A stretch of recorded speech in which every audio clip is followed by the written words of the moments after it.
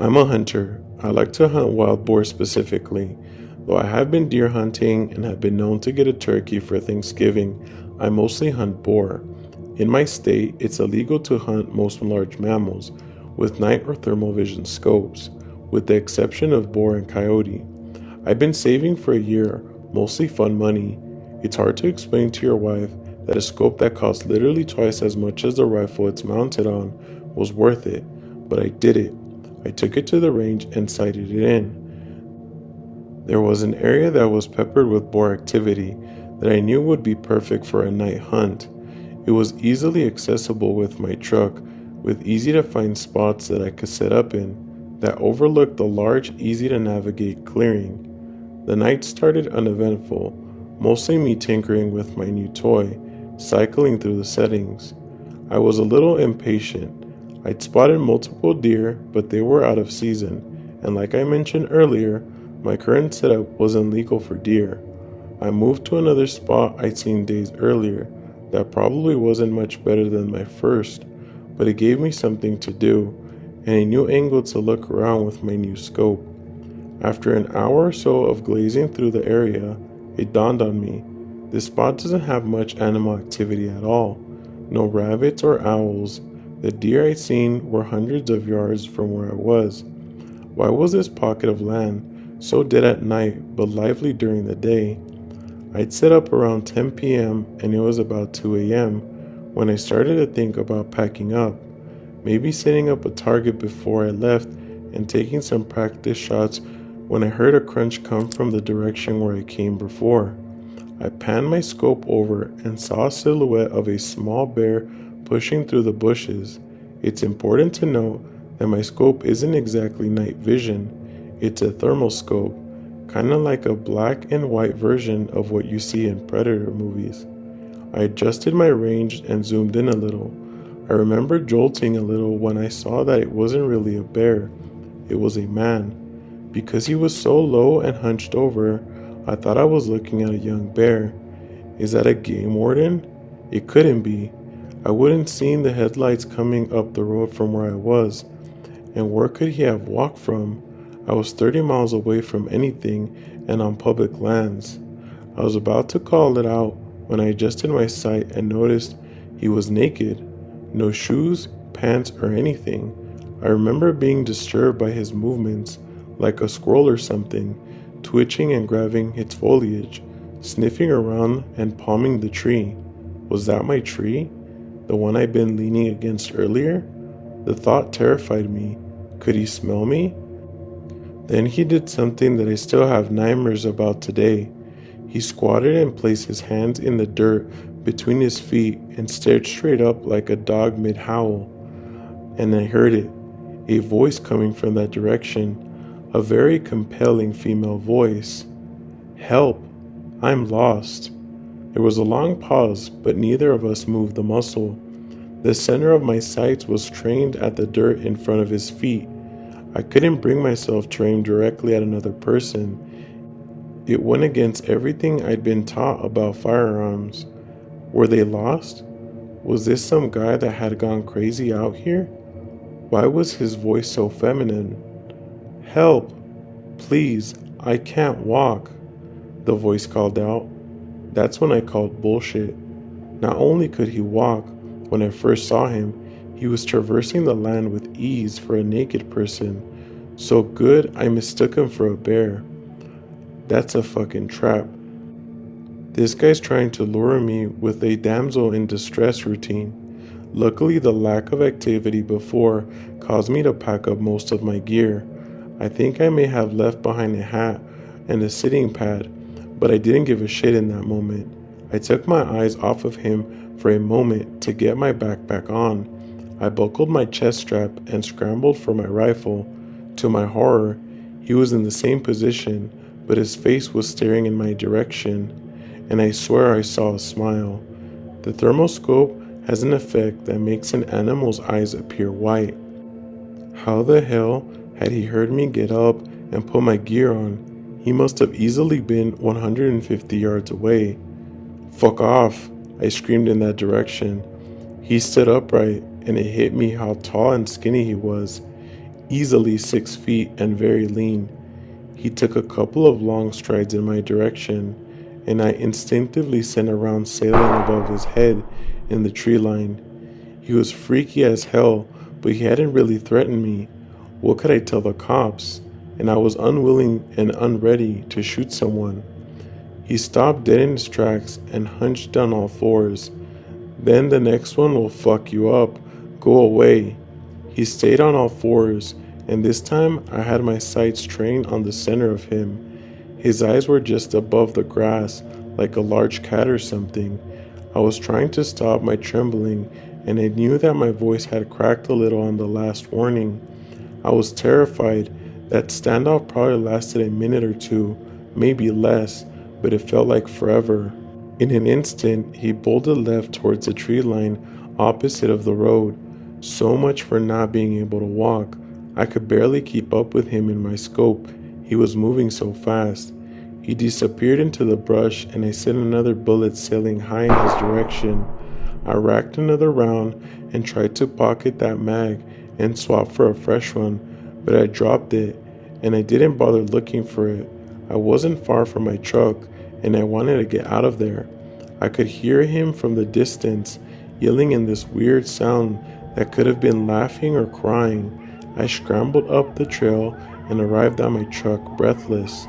I tossed my gear into the cab, but kept the rifle in the passenger seat and sped off. For the longest time, I told the story in the perspective of having spotted some deranged crackhead living off the land like some kind of caveman. I reported it to Fish and Game, but all they did was scold me for hunting at night alone. Never received an update. It was until I told this story at a camp trip that my nephew told me about wendigos, rakes, and skinwalkers. My story scared the piss out of him because we were in the spot camping where technically I saw the bastard, just 50 miles east of it. He was so spooked that his mom, my cousin, had to take him home. She was really pissed. I've gone down the rabbit hole on one of these scary stories, and I'm not saying that I definitely saw a wendigo or a skinwalker. I'm saying that if such a thing exists, I may have dodged quite the bullet that night.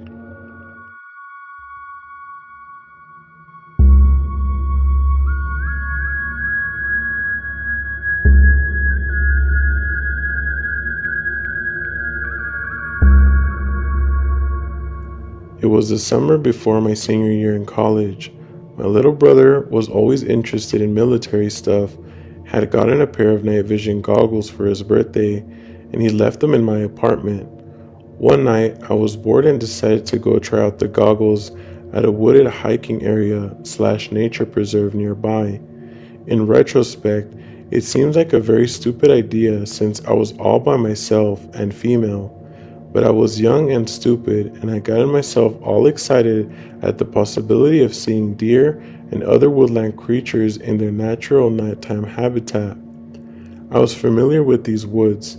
My best friend and I had hiked them at night before and had never run into anyone else. Our area is mostly rural and pretty safe, so I didn't anticipate any trouble. I parked in the little sparsely lit parking area, ignored the sign, "Park closes at 10, and entered the woods, night vision goggles on hand. It was a half a moon that night, and that was the only light that filtered down through the company of trees. It was pretty dark, and I didn't want to put on the goggles until I found a place to sit down, so I lit my way with the mini mag light on my keychain. A couple of times I thought I heard a little rustling in the woods a fair distance away, but it was nothing out of the ordinary, and I put it down as animal activity, hopefully the deer I'd came hoping to see. After I'd hiked a fair distance, I found a fallen log to sit on and put the goggles. I don't know if you've ever used night vision goggles before, but the effect is impressive. They could turn near pitch darkness into bright as day. Everything appears in shades of green, but quite bright and clear. For a while, I had blast looking around the fallen vantage point. Some chipmunks played around the leaves nearby, and the big owl blinked his lamp-like eyes at me from a tree branch. No deer though, and I started to think that maybe they wouldn't be likely to come anywhere near me, darkest or no. I sat right out in the open on a log, so I decided to find a place where I could be a little more hidden. I made my way a little deeper into the woods and I finally found a huge tree, perfect for climbing. I've always loved climbing trees, so it was nothing for me to hoist myself up a few branches and settle in to wait for my deer. I didn't get to see any. What I did see, lit up in a bright night vision green after about 10 minutes of waiting, was this a man dressed head to toe in dark colored clothing, making his way stealthily through the woods. He was coming from the same direction I came and was clearly trying to stay hidden, moving from tree to tree and glazing around carefully before making a move again. It took very much like he was looking for someone. It took me a few moments to notice that he was carrying something, and when I saw what it was, the hairs on the back of my neck stood up. He had a knife, a big one, and he was gripping it as if he was expecting to use it in the very near future. It wasn't deer hunting season, and it was a nature preserve, so hunting of any kind was prohibited. And at any rate, the guy was alone and not dressed like a hunter. There were no deer in sight, and a very few hunters kill their prey with knives. I was suddenly horribly aware of my situation, a young woman alone, weaponless, in the middle of the woods at night. This was the 90s, so no cell phones, and even if I had one, I wouldn't have felt safe using it. At least it would draw attention to me. I didn't know how he was able to see me so well in the dark. I guess his eyes had adjusted, and I was terrified he would look up at me and see me. I sat there afraid to move, afraid to breathe, and watched him as he continued his methodical and stealthy process of scanning the forest for who or whatever the hell he was stalking. I scanned around, but I couldn't see anyone else. Even though I had a high vantage point, the sickening feeling struck me that he might be looking for me. I remembered the rustling noises I heard in the woods when I first arrived, and then I thought back further and remembered something else. A white car that had followed too close behind me for most of my drive to the nature preserve.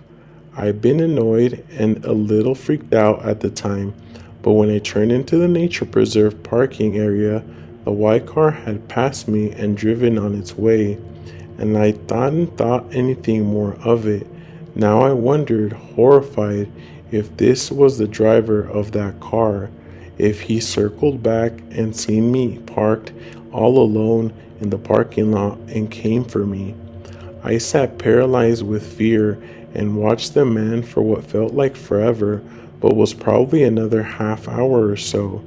There was a heart-stopping moment when he paused right underneath my tree, and I was sure that he was going to look up and find me, but he didn't.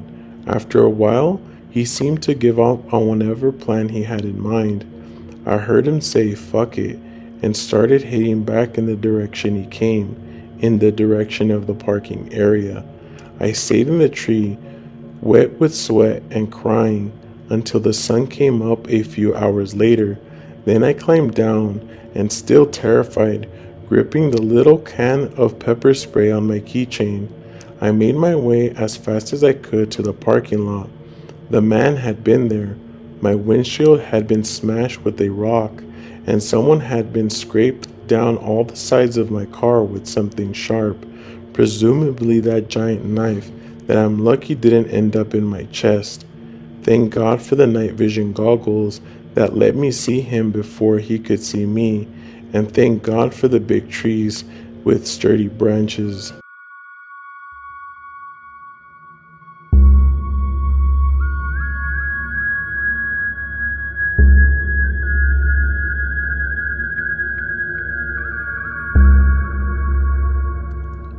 I'm the youngest of three, and it's tradition to go out night hunting when you turn the right of age. It was my 16th birthday, and I got a brand new rifle. I was so excited to use it, I could hardly wait. As the night approached, we set out for the woods my dad had frequented as a child. In my family, there was always stories that were told about hunting and the occasional spooky stories as well. Dad had always talked about how skinwalkers roam the area and how we should be careful. I always took the stories lightly, as I mostly thought he would tell them just to scare us a little. For some reason, though, I kept those same stories in my mind as we approached the woods. Once there, Dad told us where to set up, and the night started. I was so happy to be among my family and was just happy to be spending the night with them. A few minutes went by, and it was unusually quiet that night, with little wildlife activity. I could see my dad growing impatient when, out of nowhere, we heard a baby crying out in the distance. My dad immediately told us to be quiet and stay still. A few more minutes went by, which felt like hours, and we heard it again, only this time much closer. My dad turned to us and signaled to pack our stuff and make it back to our car. Without hesitation, we packed everything and made it back to the car as fast and quietly as possible. As we put our gear in the car, we heard it again, this time really close, about 10 feet away. We slammed the doors shut and Dad started to speed off. As we drove, Dad kept telling us not to look back, but despite his warnings, I did, and it looked like a coyote was chasing us and keeping up with the car, which is going about 30 miles an hour, considering the terrain we were on. As we gained speed, I looked back again, and the coyote seemed to have stopped chasing us, but to my horror, it stood up on its two legs and disappeared into the darkness. To this day, I don't know what happened that night, and Dad doesn't like to talk about it. One thing's for sure though, I never wanted to go night hunting after that night.